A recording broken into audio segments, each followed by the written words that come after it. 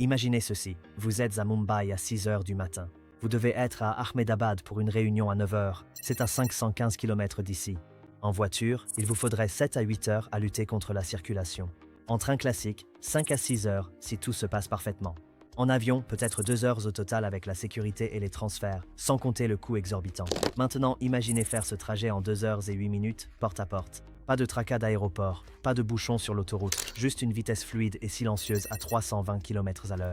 D'ici la fin de l'année 2026, l'Inde vise des premiers tronçons à grande vitesse entre Surat et Vadodara, puis une exploitation complète entre Mumbai et Ahmedabad, suivie d'une extension entre 2028 et 2030, avec peut-être des trajets inauguraux pour la fête de l'indépendance en 2027, et le monde entier observe pour voir s'ils vont réussir.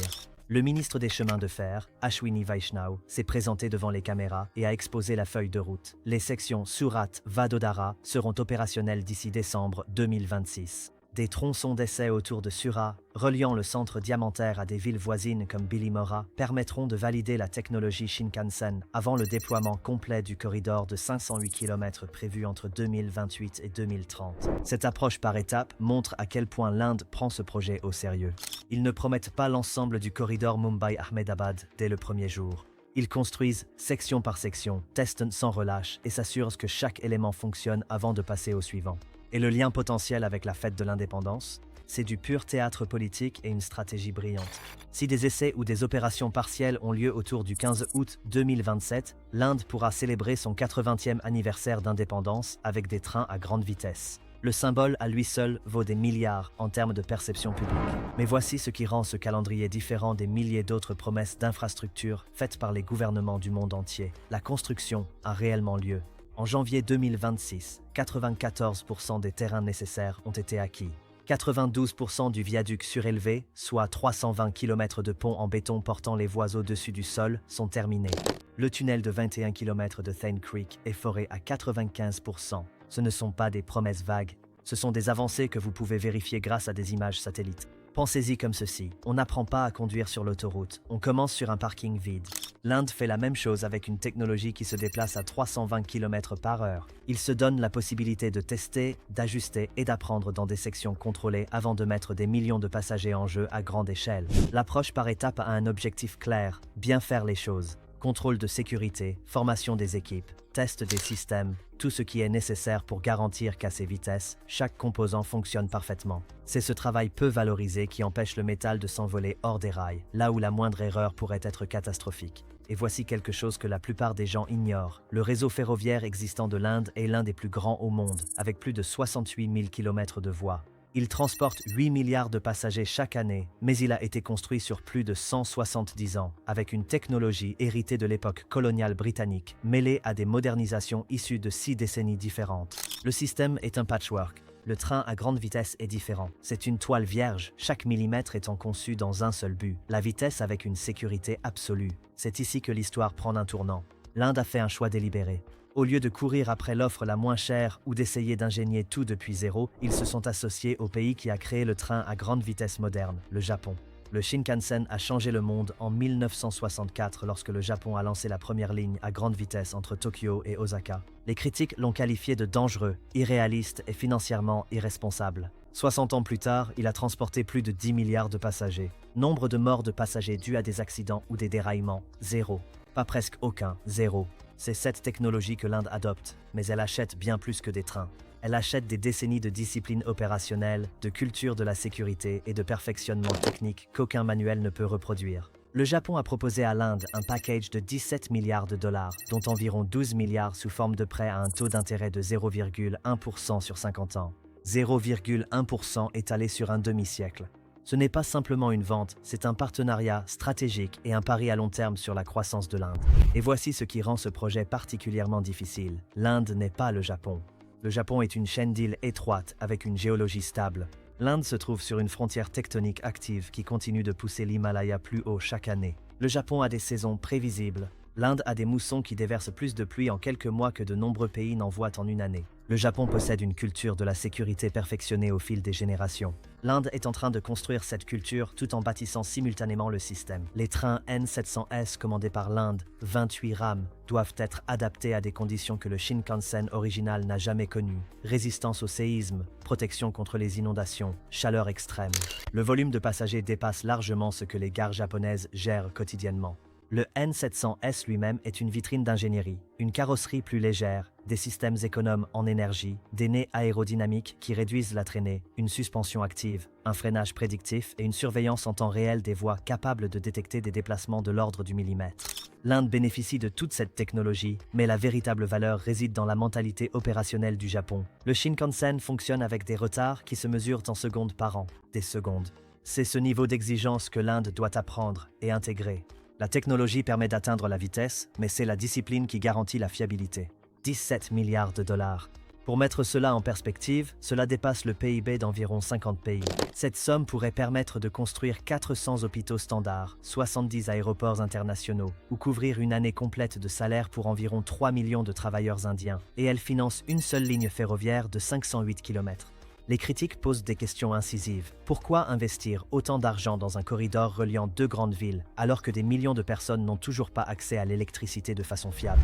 Pourquoi payer le prix fort pour une technologie japonaise, alors qu'il existe des options moins chères? Pourquoi miser sur le train à grande vitesse alors que les trains et autoroutes existants nécessitent d'importantes rénovations? Ce sont des questions légitimes, mais elles passent à côté de l'essentiel.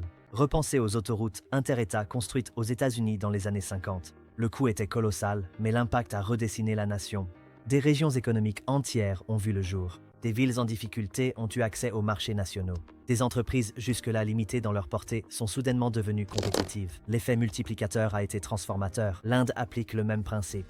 Le corridor Mumbai-Ahmedabad relie bien plus que deux villes. Il constitue l'épine dorsale économique du Gujarat et du Maharashtra qui produisent ensemble environ 20% du PIB indien. Des pôles industriels, des ports, des quartiers financiers, des parcs technologiques et des universités jalonnent cet itinéraire. Réduisez le temps de trajet de 60% et la région se transforme. Les voyages d'affaires deviennent des allers-retours dans la journée. Les professionnels gagnent la flexibilité de vivre dans une ville et de travailler dans une autre. Les étudiants accèdent à des universités qu'ils ignoraient autrefois à cause de la distance. Les spécialistes médicaux peuvent intervenir dans plusieurs hôpitaux en une seule journée.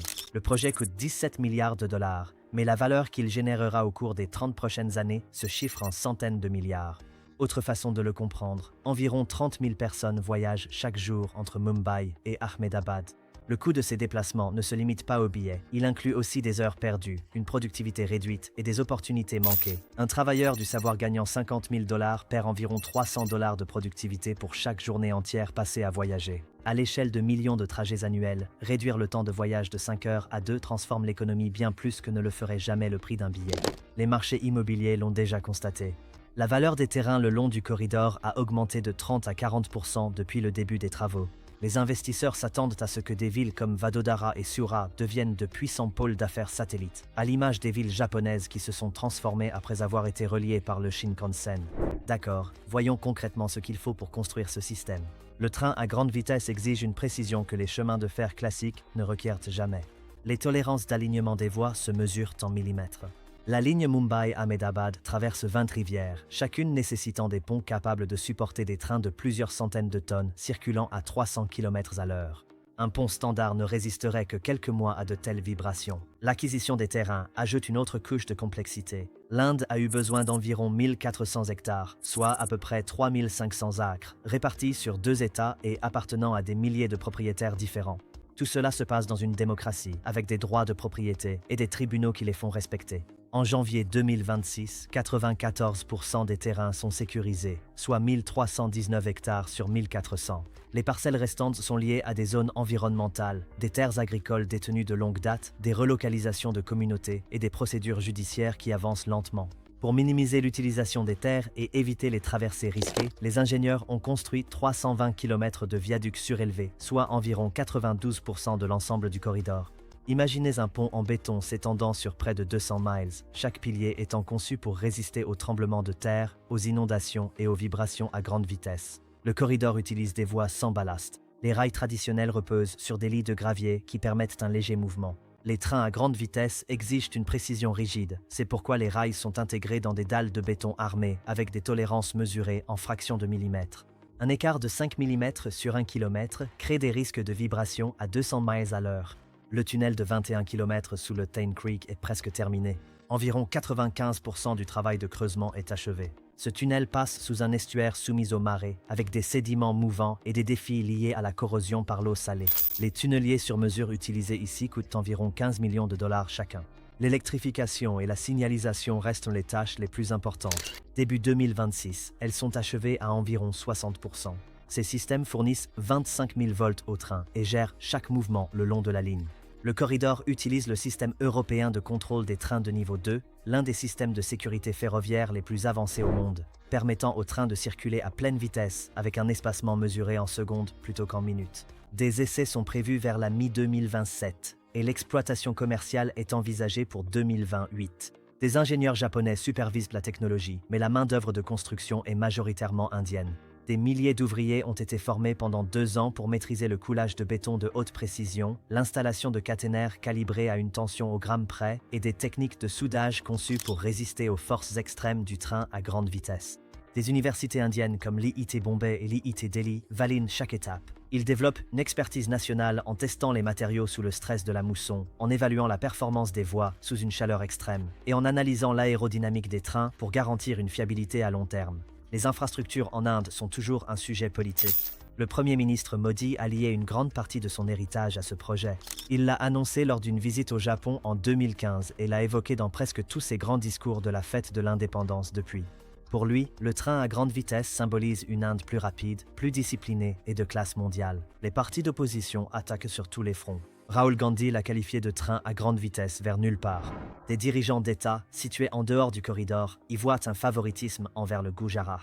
Les critiques soulignent les retards et les problèmes de sécurité sur les trains classiques et s'interrogent sur les milliards investis dans le train à grande vitesse. L'image est désastreuse. À chaque déraillement, les gros titres du lendemain remettent en question l'investissement dans les trains à grande vitesse alors que le réseau existant peine à fonctionner. Voici un aspect rarement reconnu. Moderniser un réseau ferroviaire vieux de 170 ans nécessite une approche totalement différente de celle de la construction d'une ligne à grande vitesse moderne. Le réseau hérité a été construit selon d'autres normes, par d'autres gouvernements et avec d'autres technologies. La modernisation, c'est comme rénover une maison alors que toute la famille continue de vivre dans chaque pièce. Le train à grande vitesse, quant à lui, part d'une page blanche. Nouvelle voie, nouvelle technologie, nouvelle culture opérationnelle. Il fonctionne en parallèle de l'ancien système, au lieu de lui siphonner ses ressources. Et puis, il y a le compte à rebours politique jusqu'en 2027. Si les essais se déroulent bien, même sur des tronçons limités, le gouvernement obtient un moment fort pour la fête de l'indépendance, une preuve visible que l'Inde peut réaliser des projets d'envergure mondiale. Si la construction prend du retard ou si des problèmes apparaissent, cela devient un cadeau pour l'opposition. La coopération des États ajoute une couche supplémentaire. Ce corridor traverse plusieurs États, avec des partis au pouvoir différents et des intérêts concurrents. Mettre d'accord le Maharashtra et le Gujarat sur l'acquisition des terrains, l'emplacement des gares et les installations de maintenance a nécessité des négociations aussi complexes que de la diplomatie internationale. Les enjeux n'ont jamais été aussi élevés. Parlons de ceux qui observent tout cela de très près, la Chine. La Chine a construit 42 000 km de lignes à grande vitesse en moins de 15 ans. Ils l'ont fait plus vite et à moindre coût que quiconque ne l'aurait cru possible. Ils ont aussi connu des accidents, essuyé des critiques concernant la dette et suscité des questions sur le choix des itinéraires, pertinence économique ou commodité politique. Mais l'ampleur du projet est indéniable. L'Inde et la Chine sont en compétition constante, bien que tacite. Quand la Chine construit quelque chose d'énorme, l'Inde ressent la pression de s'aligner. Quand l'Inde annonce un projet ambitieux, la Chine observe pour voir si elle peut vraiment le réaliser. La Chine a proposé de construire le train à grande vitesse indien plus rapidement et à moindre coût que le Japon. L'Inde a refusé, en partie à cause des tensions politiques à la frontière, en partie parce que le financement japonais était plus attractif et aussi parce que le bilan de sécurité du Japon est irréprochable alors que celui de la Chine suscite des interrogations. Mais il y a une autre dimension. L'Inde sait que si elle réussit ce projet avec l'aide du Japon, elle deviendra un modèle pour d'autres pays envisageant la grande vitesse ferroviaire. Le Vietnam observe. La Thaïlande observe. L'Indonésie a choisi la Chine et a rencontré des retards ainsi que des dépassements de coûts sur la ligne Jakarta-Bandung. Si l'Inde respecte les délais avec la technologie japonaise, cela devient une preuve de concept pour une alternative à l'approche des nouvelles routes de la soie de la Chine. Les enjeux géopolitiques sont énormes. Le Japon veut prouver que son modèle d'infrastructure peut rivaliser avec la rapidité et le coût de la Chine. L'Inde veut démontrer que les démocraties peuvent réaliser des méga-projets sans recourir à l'efficacité autoritaire. Les petits pays asiatiques veulent voir s'il existe une alternative viable au prêt et à la construction chinois. Cela va bien au-delà des trains. C'est une bataille pour savoir quel modèle de développement façonnera l'Asie pour les 30 prochaines années. L'approche de la Chine. Construire rapidement, négocier les détails plus tard, accepter certaines inefficacités en échange de la rapidité et de l'ampleur. L'approche du Japon. Concevoir parfaitement, tester de façon exhaustive, privilégier la sécurité plutôt que la rapidité de livraison. L'Inde teste si le modèle japonais fonctionne dans un pays ayant la complexité et l'échelle de la Chine. La réponse a une importance bien au-delà des frontières de l'Inde. Pourquoi commencer par la région de Surat? La première phase, de Surat à Bilimora puis à Vapi, crée un corridor d'essai de 160 km qui combine une forte demande de passagers et une industrie lourde. Surat assure environ 90% de la taille de diamant dans le monde et constitue un important centre textile. Bilimora et Vapi relient des zones industrielles clés. Ce tronçon offre aux opérateurs tout ce dont ils ont besoin pour valider les performances en conditions réelles, accélération et freinage à vitesse opérationnelle, gestion des flux en gare et des passagers, signalisation et communication sous charge, exercice de réponse d'urgence, routine d'entretien quotidien, intégration de l'électrification, performance pendant la mousson et les fortes chaleurs. Il constitue un environnement contrôlé où les problèmes peuvent être identifiés et résolus avant que le corridor complet n'ouvre à des millions de voyageurs. Vient ensuite la phase 2, reliant Mumbai à Surat d'un côté et Vadodara à Ahmedabad de l'autre. Chaque section est testée indépendamment, renforçant la confiance opérationnelle et l'expertise des équipes. Des essais sont prévus vers la mi-2027, utilisant les trains N700S du Japon pour valider l'alimentation électrique, la stabilité de la voie et le freinage d'urgence à pleine vitesse. Le service commercial débute 12 à 18 mois après des essais concluants, selon l'avancement de l'électrification et de la signalisation. Les tests sont intensifs. Les trains parcourront des milliers de kilomètres avant de transporter des passagers. Les ingénieurs évalueront les distances de freinage, simuleront des pannes et testeront le système sous la mousson et la chaleur estivale. Parallèlement, les conducteurs, ingénieurs, équipes de maintenance, personnel des gares et équipes d'urgence s'entraînent pour acquérir la rigueur opérationnelle exigée par un système à marge d'erreur nulle. L'Inde ne construit pas seulement une ligne ferroviaire, elle pose les bases opérationnelles d'un réseau national à grande vitesse. Imaginez la fin de 2027 ou le début de 2028. Les essais sont concluants et les premiers trains commerciaux commencent à circuler entre Surat et les villes voisines. Les passagers montent à bord, voyagent à des vitesses jamais atteintes en Inde et descendent quelques minutes plus tard dans un trajet fluide, rapide et silencieux. Que se passe-t-il ensuite? D'abord, l'attention médiatique explose. Les médias internationaux couvrent l'entrée de l'Inde dans l'ère du train à grande vitesse. Les comparaisons avec le Japon, la Chine et l'Europe dominent les gros titres, et le tourisme grimpe alors que les gens affluent pour essayer le train. Ensuite, l'immobilier s'envole. La valeur des propriétés le long du corridor bondit. Des villes comme Vadodara et Vapi deviennent des pôles de banlieue viables. De nouveaux quartiers d'affaires émergent autour des gares. Troisièmement, les voyages d'affaires se transforment. Les entreprises déplacent leurs activités vers des villes moins chères situées le long de la ligne tout en restant connectées au siège. Une entreprise de logiciels pourrait garder sa direction à Mumbai, mais installer ses équipes de développement à Surat ou Vadodara, les employés voyageant entre les villes en quelques heures. Les marchés du travail et l'urbanisme commencent à se réorganiser autour du corridor. Quatrièmement, d'autres États réclament leurs propres lignes. Chennai, Bangalore, Mysore, Mumbai, Pune. La concurrence s'intensifie entre le Japon, la Chine, la France et d'autres pour les futurs contrats. Cinquièmement, et c'est le plus important, l'image que l'Inde a d'elle-même évolue. Réaliser un méga-projet de classe mondiale dans les délais et le respect du budget transforme la confiance nationale. Les jeunes ingénieurs voient des opportunités dans leur propre pays. Les étudiants reconsidèrent l'idée d'étudier à l'étranger. La fuite des cerveaux, qui dure depuis longtemps, commence à ralentir. Les investisseurs s'en aperçoivent. Si l'Inde parvient à réaliser le train à grande vitesse, de quoi d'autre est-elle capable? Des villes intelligentes? Une industrie manufacturière avancée? Des pôles de recherche? Tout cela devient possible si le système fonctionne. Maintenant, imaginons l'autre scénario. La mi-2027 arrive. Les essais commencent à rencontrer des problèmes techniques répétés. L'électrification montre des signes d'instabilité. Les systèmes de signalisation connaissent des dysfonctionnements. Les certifications de sécurité prennent du retard et, dans le pire des cas, un incident lors des tests blesse des ouvriers ou endommage du matériel. L'objectif de mise en service commercial fin 2027 ou 2028 est repoussé à 2029, puis à 2030. Chaque retard en entraîne un autre. Les médias, qui étaient prêts à célébrer, sentent maintenant l'odeur du sang. Chaque retard, chaque dépassement de coût, chaque problème technique jusque-là géré discrètement fait soudain la une des journaux. Les partis d'opposition réclament des enquêtes. Les militants exigent des comptes. Les observateurs internationaux rayent discrètement l'Inde de la liste, la considérant comme un autre pays en développement au grand rêve, mais à la mauvaise exécution. La question des 17 milliards de dollars devient un scandale de 17 milliards de dollars. Les appels à l'annulation du projet se font de plus en plus forts. Le prêt japonais ressemble soudain à un piège plutôt qu'à un cadeau. D'autres pays rayent discrètement l'Inde de leur liste de partenaires pour des infrastructures ambitieuses. L'opinion publique devient impitoyable. Les réseaux sociaux regorgent de comparaisons avec l'efficacité chinoise. Des mèmes circulent sur le Indian Standard Time, appliqué au train à grande vitesse. Le projet devient une blague nationale au lieu d'une source de fierté et le préjudice psychologique est pire que le coût financier. L'Inde a essayé de rejoindre les grandes puissances et a échoué. Ce récit s'ancre pour une génération. Les jeunes talents continuent de partir à l'étranger pour trouver des opportunités. Les investisseurs restent prudents. La fenêtre pour des infrastructures ambitieuses se referme. Le pire dans tout ça, ce n'est peut-être même pas la faute de l'Inde. Une seule saison de mousson catastrophique pourrait endommager des infrastructures inachevées. Une crise économique mondiale pourrait geler les financements. Des perturbations dans la chaîne d'approvisionnement pourraient retarder des composants essentiels. Mais la perception ne tient pas compte du contexte. Un échec reste un échec. Voici l'aspect dont presque personne ne parle, le climat. L'Inde est le troisième plus grand émetteur de carbone au monde, et les transports y contribuent largement.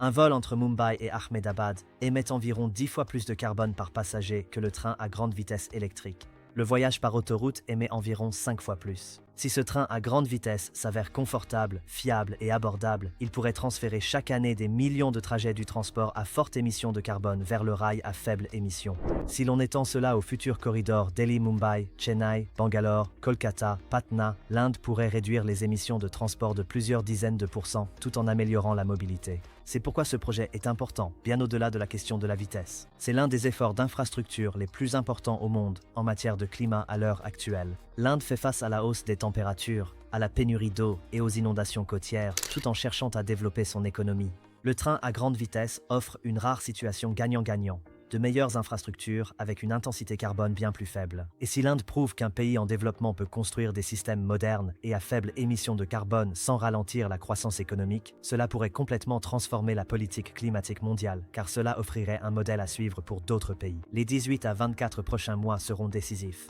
En ce moment même, quelque part au Gujarat, des ouvriers posent les dernières sections de voies. Des ingénieurs effectuent simulation sur les systèmes de contrôle. Des membres d'équipage s'entraînent sur les rames japonaises N700S avant de rapporter cette expertise en Inde.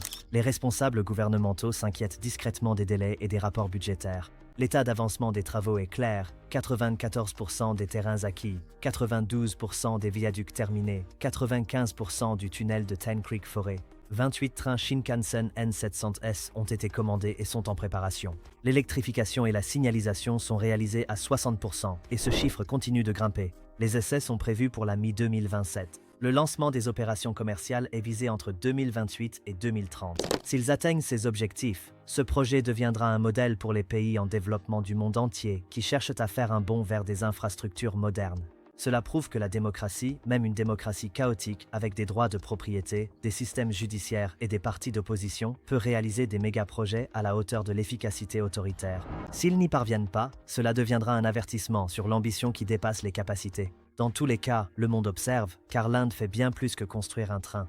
Ils apportent la preuve que les anciennes idées reçues sur ceux qui réalisent l'impossible et ceux qui sont exclus de cette conversation sont peut-être en train de changer. Et si un pays d'1,4 milliard d'habitants, avec toute sa complexité, ses défis et son chaos, parvient à faire circuler des trains à grande vitesse aussi performants qu'à Tokyo ou à Paris, alors peut-être que le 21e siècle n'appartient pas à celui qui construit le plus. Peut-être qu'il appartient à celui qui construit le plus intelligemment. La question ne porte plus sur la capacité de l'Inde à construire une ligne à grande vitesse. L'infrastructure physique prouve déjà cette capacité. Le défi le plus profond réside dans l'exploitation. Maintenir la discipline, la précision et la culture de sécurité qui distinguent les systèmes de classe mondiale des échecs coûteux. Le Japon a bâti cette culture en 60 ans. La Chine l'a condensée en 15 ans grâce à l'ampleur de son projet et au contrôle de l'État. L'Inde tente de le faire en une décennie, tout en préservant les processus démocratiques et les droits individuels. C'est cette expérience que le monde observe réellement. Le compte à rebours est lancé. 24 mois pour valider ou 24 mois pour une leçon très coûteuse. La révolution du train à grande vitesse en Inde atteindra-t-elle ses objectifs pour 2028 ou connaîtra-t-elle un nouveau cycle de retard? Que se passera-t-il lorsque les premiers trains N700S rouleront sur les rails indiens à plus de 300 km à l'heure?